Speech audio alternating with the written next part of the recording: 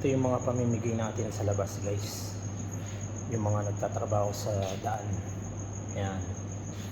Sayang naman kung itatapon lang yan. Kung hindi ko pamimigay, itatapon lang yan, guys.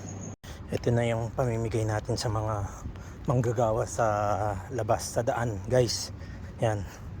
Ayan, pauwi na ako. Ayan yung mga pagbibigyan natin ng pagkain, guys.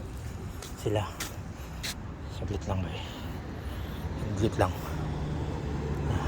Ay, nadaan pang sasakyan. Ayan sila.